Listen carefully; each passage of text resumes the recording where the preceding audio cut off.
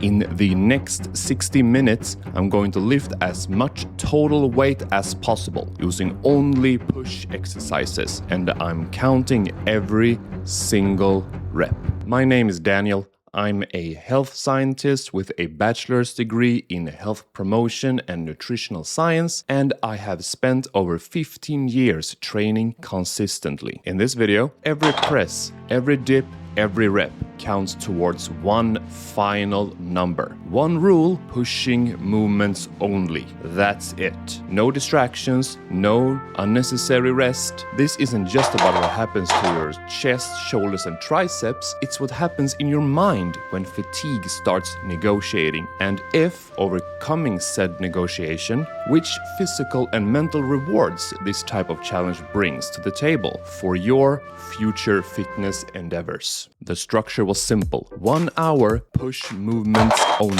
As much total weight as possible. We're doing a bunch of different exercises and variations, including barbell, dumbbells, and bodyweight. Anything that required pushing weight away from my body and to also distribute the fatigue evenly, adaptability is key. On paper, this sounds like just a muscular endurance challenge. But we're also going to explore, when it comes to extreme challenges, like this one, our own behavior, because it isn't random how we behave when it comes to health. Every decision to continue or quit, especially under stress, is influenced by your personal characteristics, perceived benefits, perceived barriers, and your self-efficacy.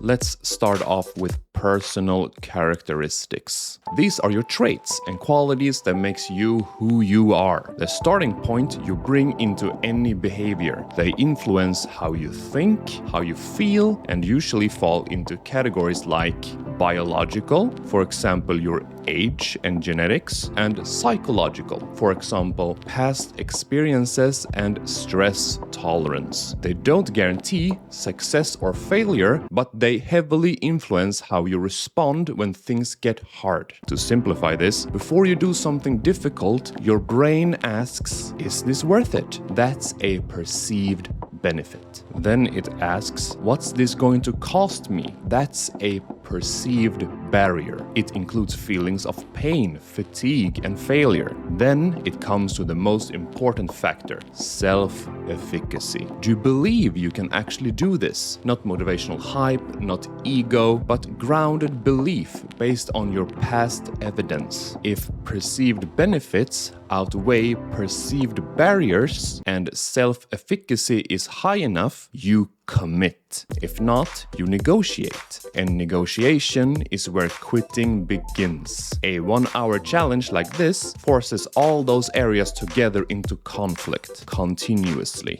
You don't decide once, you decide hundreds of times. Push-only work builds intense local muscular fatigue in your chest, triceps, and delts. And once those muscles start burning, your brain becomes loud. From the start of the challenge, I found myself a small little corner which had everything I needed. I knew from the start that this is the spot. It was perfect to just get into the zone for a while. The first 15 minutes felt controlled. Powerful, strong presses, clean reps, stable shoulders, confident breathing. My perceived benefits were front and center. Personal growth, both mental and physical. Limits pushed. Thoughts like push days are usually my favorite. That's the trap, because fatigue doesn't hit fast, it accumulates quietly.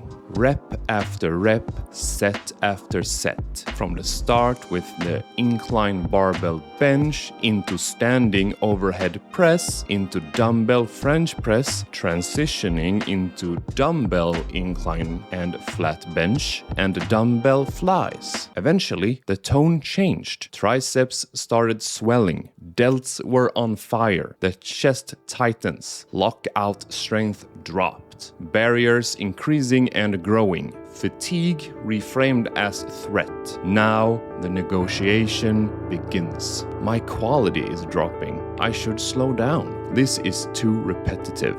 Form is dropping. You should rest for longer. You don't want to hurt yourself. This is the moment most people misinterpret. They think it's physical failure. It's not. It's behavioral friction. We're now at the halfway point, and fatigue is kicking from the presses. There's no fresh set anymore. I decided to move away from my corner of the gym and find some other equipment and exercises. All the previous presses, incline and flat, barbell to dumbbell, standing to seated, it was all about distributing stress across angles to extend output. Because when one movement pattern collapses, it doesn't mean the hour is over. It means adaptation is required. And psychologically, that shift matters because self-efficacy drops when you interpret fatigue as failure. Instead of thinking, I'm starting to fail, you should think, I need to adjust. I stopped thinking about the timer and started thinking about the next set. 5 minutes at a time. Self-efficacy builds from evidence. Each completed set was proof. The barrier didn't disappear, but it stopped controlling my decisions. That's mental resilience. Not the absence of discomfort, but commitment despite it. Push-only training exposes this sharply because pressing fatigue can feel suffocating. When your chest tightens, your arms shake, your nervous system screams, physiologically, you're still safe. Back to the challenge. I went ahead and did a couple of sets of skull crushers. Every rep felt slower. I checked the timer. I had only 20 minutes left. I ended up with a decision. Let's end this with a big load of dips. With the dips underway, it felt mechanical, slow, heavy, uncomfortable. But the negotiation fades. Pain is still there, but it loses its authority. The goal is close enough to feel real. Confidence becomes stable. This is what psychology calls performance accomplishment. Quitting stopped being an option. You're no longer hoping to finish, you know you will.